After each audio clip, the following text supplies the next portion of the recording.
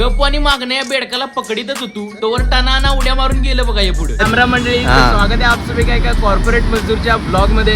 तर आजच्या जेवणाचा विषय माझ्या अंगलट होता कारण की मम्मी गेल्या गावाला. नुसतं सिग्मा मेल होऊन चालत नाही, असे घरातली कामं बी करायला लागतात. पप्पानी मला फोन करून सांगितलेलं की आपल्यासाठी भात लावा आणि बटाटोचं कालवण कर. तर पटापटा बटाटो चिरला आणि कसा आहे ह्याची बी रेसिपी पाहिजे असली तर कमेंट करा लवकर. आता हे म्हटलं दुपारची सोय झाली, पण आताच्या नाश्त्याला काय करायचं तर क्रेट मध्ये राहिलेले तर 4-5 अंडी घेतलीत. आता त्याचा ब्रेड आणि अंड करतो बघा. कशी प्रोसेस करायची सांगतो तुम्हाला. थांबा तोपर्यंत या कालवणाला कसली उकळी आल्या बघा की मस्त पैकी. नात करते काय कुकिंग स्किल पाहिजेत, हजबंड मटेरियल आहे.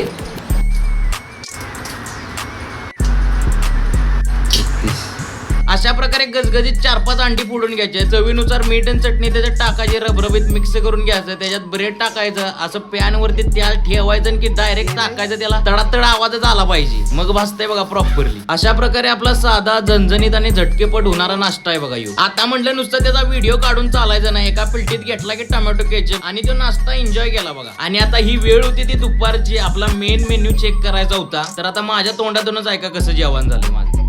अरे वा शंकरपाळ्या, काय जेवण बनवलंय, वा सुमेश्वरी. आता जीवन झाले, आंघोळ केली, आवरलं ना आता निघालोय बघा काम. आता तुम्ही म्हणत आजला यो आता थोबडा का लपितो, यो तेजस आहे बघा. आता तुम्हाला सांगितलं म्हणजे तुम्ही लय हसशीला. आलाय मिशी काढून, हे दिसतोय कसा बघा आता पुढच्या व्हिडिओ.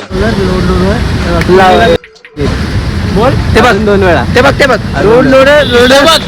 लोड गाईस सध्या तरी माझ्या तोंडाकडे बघू नका. शंकरपाळ्याच गोड दिसतो नेहमी.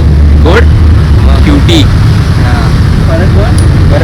बोल आज ऑफिस मध्ये पहिल्यांदा मन तृप्त झाल्यासारखं वाटत होतं कारण की आरतीनं मोदक बनवून घेऊन आलेली. एवढं भारी लागत होते का नाही. आता खोटी तारीफ तर करायला लागते की. व्लॉग जरा जरी आवडला असला तर फॉलोचं बटन तेवढं दाबा.